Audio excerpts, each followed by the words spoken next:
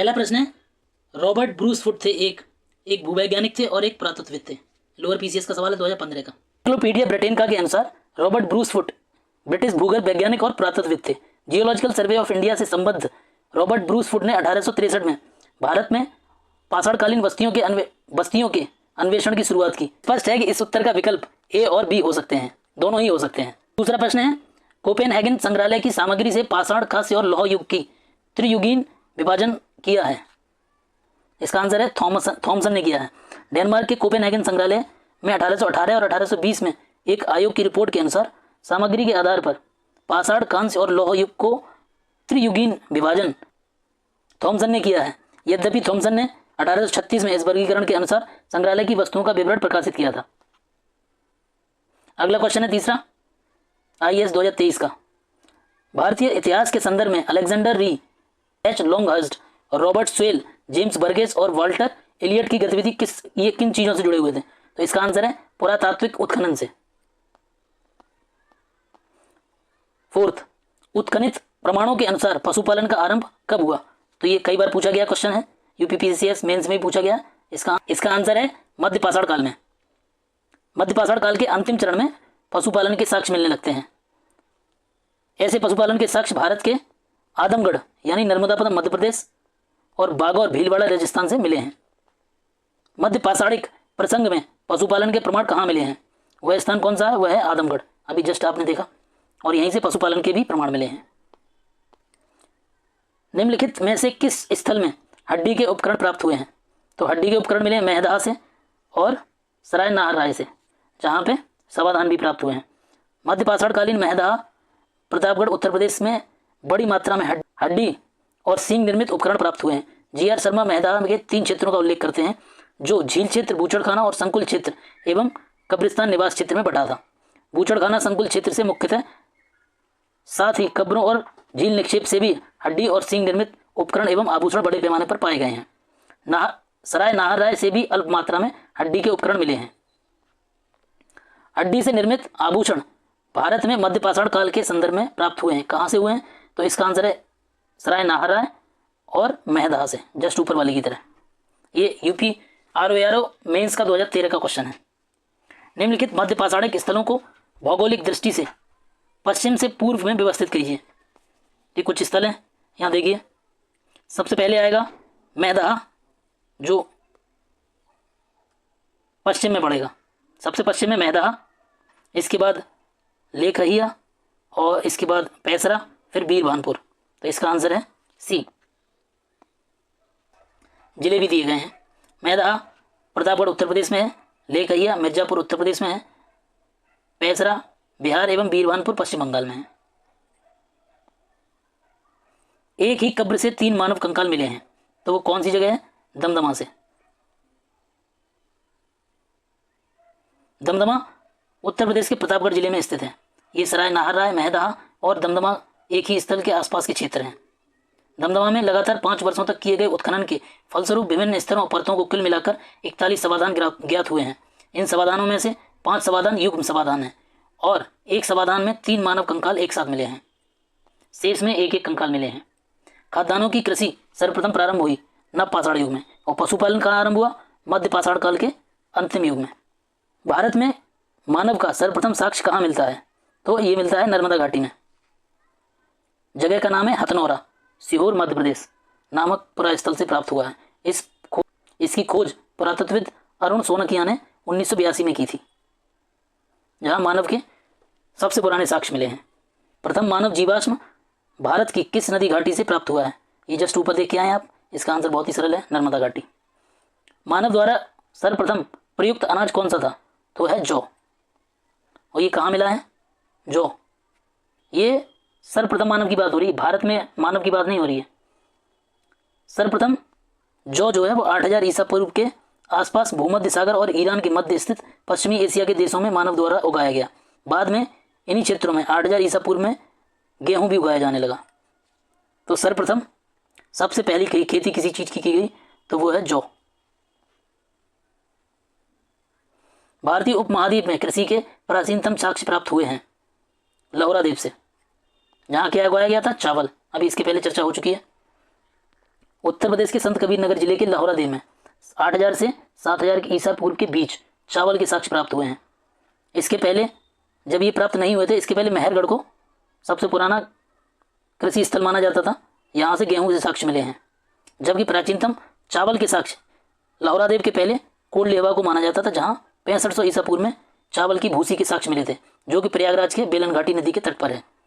आप देख लीजिएगा कि अगर विकल्प में लाहौरादेव है तो सही उत्तर लाहौरादेव है, अगर नहीं है तो अगर चावल पूछा गया है तो कोडलेवा होगा, और अगर लाहौरादेव नहीं है और खेती पूछी गई है तो मेहरगढ़ होगा। भारत में भारतीय उपमहाद्वीप में कृषि के प्राचीनतम साक्ष्य मिले हैं मेहरगढ़ से, क्योंकि इसमें लाहौरादेव ऑप्शन में नहीं है। भारतीय उपमहाद्वीप में कृषि के प्राचीनतम साक्ष्य कहाँ से प्राप्त हुए हैं? मेहरगढ़ से, इसमें भी लाहौरादेव नहीं। ये सब पुराने क्वेश्चन 2010-2007 के हैं।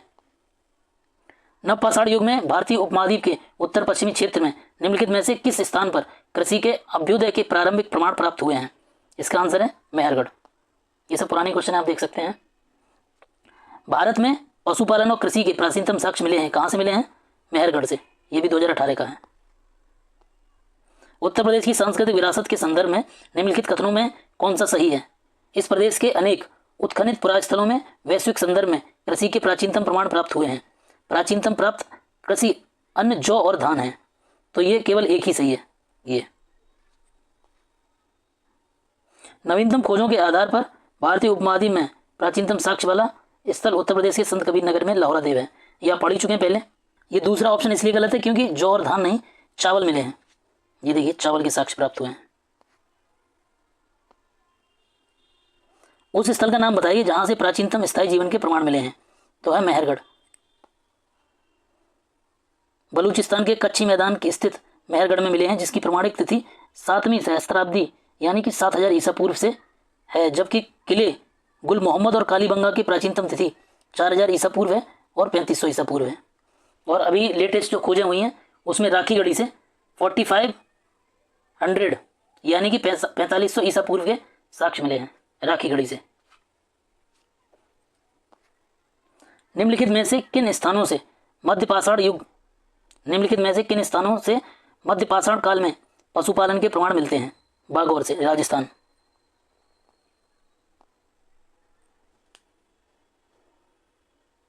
पशुपालन के प्रारंभिक साक्ष्य मध्य प्रदेश में नर्मदापुरम के निकट आदमगढ़ पुरास्थल से और राजस्थान के भीलवाड़ा में बागौर से। निम्नलिखित में से किसको चालकोलिथिक युग भी कहा जाता है? तो है ये ताम्रपाषाण युग को। आहड़ सभ्यता के बारे में निम्न कथनों पर विचार कीजिए। आहड़वासी तांबा गलाना जानते थे। ये लोग चावल से परिचित नहीं थे। धातु का काम आहड़वासियों की अर्थव्यवस्था का एक साधन था। यहाँ से काले और लाल रंग के मृदभांड मिले हैं, जिन पर सामान्यतः सफेद रंग से ज्यामिति उकेरी गई है। तो इसमें आप देख सकते हैं कि इसका आंसर है 1, 3 और 4, यानी कि आहड़वासी तांबा गलाना जानते थे। धातु का काम आहड़वासियों की अर्थव्यवस्था का मुख्य साधन था। यहाँ से काले रंग और लाल रंग के मृदभांड मिले हैं, जिसपे सामान्यतः सफेद रंग की ज्यामितीय आकृतियां उकेरी गई थी। इसका जो गलत है ना वो ये है कि ये केवल चावल से परिचित नहीं थे। इसका मतलब चावल से परिचित थे। इसकी व्याख्या देख लेते हैं। आहड़ दक्षिण पूर्वी राजस्थान में स्थित एक प्रमुख ताम्रपाषाण कालिक स्थल है। आहड़ या बना संस्कृति उत्तरी हड़प्पा संस्कृति के समकालीन है। आहड़ संस्कृति बना संस्कृति के लोग मूलतः कृषक और पशुपालक थे। वे गेहूं, जौ और चावल से परिचित थे। आहड़ का एक अन्य नाम तांबवती है। तांबे वाला स्थान मिलता है, जिससे सूचित होता है कि यहाँ तांबा बहुतायत में उपलब्ध था। यहाँ के निवासी तांबे को गलाकर मनचाही वस्तुएं तैयार करते थे। धातु का काम आहड़वासियों की अर्थव्यवस्था का एक प्रमुख साधन था। यहाँ से काले और लाल रंग के मृदभांड की प्राप्ति हुई है, जिन पर सामान्यतः सफेद रंग से ज्यामितीय आकृतियां उकेरी गई हैं। आहड़ और बना संस्कृति किस संस्कृति के समकालीन थे? तो ये बहुत ही सरल है, हड़प्पा के, क्योंकि हड़प्पा के पूर्व की संस्कृतियां हैं। निम्नलिखित में से किस एक पुरास्थल से पाषाण संस्कृति से लेकर हड़प्पा संस्कृति तक के सांस्कृतिक अवशेष प्राप्त हुए हैं? इसका आंसर है मेहरगढ़।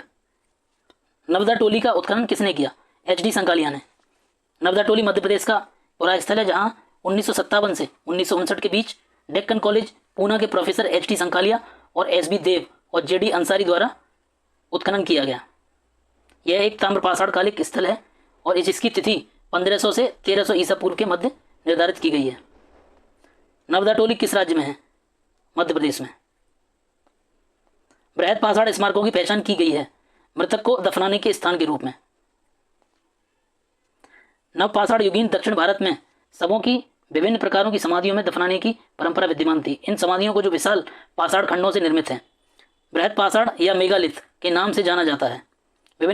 इसके विभिन्न प्रकार हैं: शिष्ट समाधि, pit circle, cairn circle, dolmen, umbrella stone, hood stone और कंदराएं मेहिर।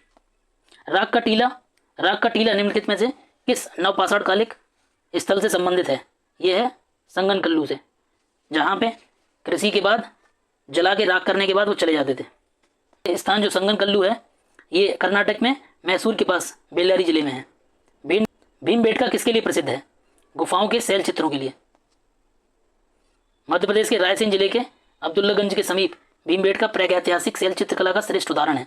इन गुफाओं में जीवन के विविध रंगों को पेंटिंग के रूप में उकारा गया है, जिनमें हाथी, सांबर, हिरन आदि के चित्र हैं। अब तक 750 शिलाश्रयों की पहचान हो चुकी है, जिसमें 500 में चित्र पाए गए हैं।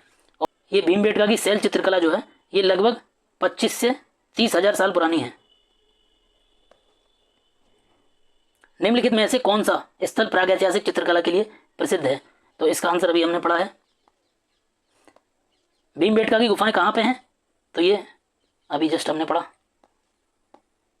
भारत में किस शिलाश्रय से सर्वाधिक चित्र प्राप्त हुए हैं? भीमबेटका से। निम्नलिखित में से किस भारतीय पुरातत्ववेत्ता ने पहली बार भीमबेटका गुफा को देखा और उसके शैल चित्रों के प्रागैतिहासिक महत्व को खोजा? तो ये हैं वी.एस. वाकड़कर। भीमबेटका के शैल चित्रों की खोज 1957 में वी.एस. वाकलगढ़ ने की थी। यूनेस्को ने भीमबेटका शैल चित्रों को विश्व विरासत स्थल की सूची में सम्मिलित किया है। डॉक्टर विष्णु श्रीधर वाकड़कर यानी वी.एस. वाकड़कर ने भीमबेटका के शिलाश्रयों की खोज कब की थी? अभी हमने पढ़ा था 1957 और 58 में। भीमबेटका को किसने खोजा? तो ये हैं विष्णुधर वाकड़कर। 1957। 37 गैरिक मृदभांड पात्र OCP का नामकरण हुआ था हस्तिनापुर में। गंगा यमुना दोआब की सांस्कृतिक परंपरा संभवतः उस संस्कृति के साथ शुरू होती है जिसे अपने अत्यंत विशिष्ट मृदभांड के नमूनों के कारण गैरिक मृदभांड OCP कहा गया। इस मृदभांड परंपरा के पात्र सर्वप्रथम हस्तिनापुर की खुदाई के दौरान प्रकाश में आए। 1950 से 1952 के दौरान हस्तिनापुर नामक पुरास्थल की खुदाई डॉक्टर बीबी लाल ने की थी। और बीबी लाल जो है ये भारतीय पुरातत्व सर्वेक्षण के बहुत ही जाने माने पुरातत्ववेत्ता हैं। ताम्राश्म काल में महाराष्ट्र के लोग मृतकों को घर के फर्श के नीचे किस तरह रखकर दफनाते थे? उत्तर से दक्षिण। अभी भी ऐसे ही करते हैं। ये कंटिन्यूटी जो है हमारी भारतीय संस्कृति की पहचान है। महाराष्ट्र की ताम्रपाषाणकालीन संस्कृति जोरवे संस्कृति के नेवासा, दहमाबाद, चंदौली, इनामगांव आदि पुरास्थलों में मृतकों को उत्तर से दक्षिण दिशा में घरों के फर्श के नीचे दफनाए जाने के साक्ष्य मिले हैं। कब्र में मिट्टी की हांडियां और तांबे की कुछ वस्तुएं भी रखी जाती थी। निम्नलिखित में से किस स्थल से मानव कंकाल के साथ कुत्ते का कंकाल भी समाधान से प्राप्त हुआ है? बुरजोम, कश्मीर से। यहाँ से 2 स्थल मिले हैं, बुरजोम और दूसरा है गफकराल। जम्मू कश्मीर में श्रीनगर के निकट स्थित बुरजोम से नवपाषाणिक अवस्था में मानव कंकाल के साथ कुत्ते का भी कंकाल समाधान प्राप्त हुआ है। और यहाँ की जो विशेषता है बुरजोम की वो है गर्तावास यानी कि गड्ढों वाले घर। गर्तावास गड्ढों वाले घर यहाँ इसलिए भी बनाए जाते थे क्योंकि वह सर्दियों से बचने का एक तरीका है और दूसरा जानवरों से बचने का भी तरीका होता था। निम्नलिखित में से किस स्थान पर मानव के साथ कुत्ते के दफनाए जाने का साक्ष्य मिला है? अभी हमने पढ़ा बुरजोम। गर्त आवास के साक्ष्य प्राप्त हुए हैं बुरजोम से। पुरापाषाण काल, सोहन नदी घाटी, मध्य पाषाण काल, भीमबेटका, नवपाषाण काल, बुरजोम, ताम्रपाषाण काल, बनास की घाटी।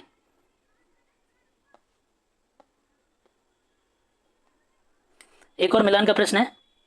नेवासा महाराष्ट्र, ईसमपुर कर्नाटक, डीडवाना राजस्थान और गुड़ियाम गिफा तमिलनाडु। ये सही आंसर भी नीचे दिए हुए हैं जो कि मैंने देखे भी नहीं है। एक और मिलान का प्रश्न है, इसमें देखना है कि कौन सा सुमेलित है। तो बुरजोम ये शैलकृत देव मंदिर है? नहीं, यहाँ पे गर्तावास मिला है और क्या मिला है? कुत्ते के साथ मानव का कंकाल मिला है। ठीक है, तो ये गलत हो गया। चंद्रकेतुगण, टेराकोटा कला और गणेश्वर ताम्र कलाकृतियाँ ये दोनों सही हैं। ये IAS प्री 2021 का क्वेश्चन है। इसकी व्याख्या देख लेते हैं। बुरजोम नामक नव पाषाणिक पुरास्थल जम्मू कश्मीर केंद्र शासित प्रदेश में अवस्थित है। इस पुरास्थल की खोज 1935 में डी टेरा और पैटरसन ने की थी। इस पुरास्थल में गर्तावास के साक्ष्यों की प्राप्ति हुई है। चंद्रकेतुगढ़ पश्चिम बंगाल में स्थित एक पुरातात्विक पुरास्थल है जो विद्याधरी नदी के तट पर है। ऐतिहासिक काल में टेराकोटा कला के कई उदाहरण प्राप्त हुए हैं जो तत्कालीन शिल्प कौशल और एक असामान्य विशेषता प्रदर्शित करते हैं।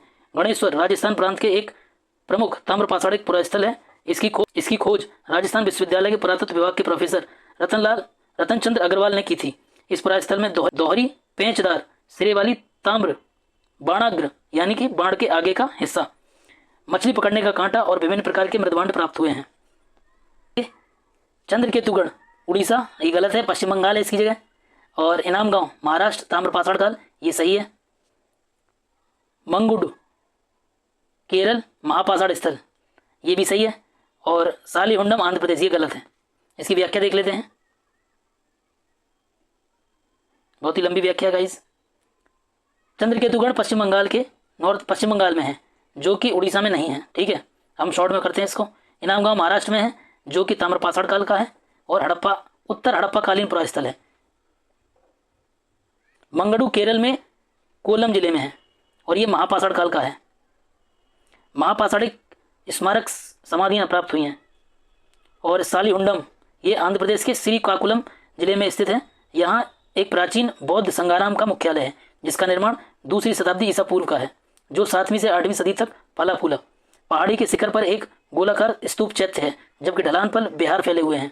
प्राप्त बौद्ध अवशेषों से पता चलता है कि सालीहुंडम बौद्ध वास्तुकला की उत्तरी और दक्षिणी शैलियों का मिलन स्थल था। उत्खननों में यहाँ 4 स्तूप, एक चैत्याग्रह, संरचनात्मक मंदिर और बौद्ध धर्म के 3 चरण थेरवाद, महायान, वज्रयान को दर्शाने वाले कई मूर्तियां मिली हैं।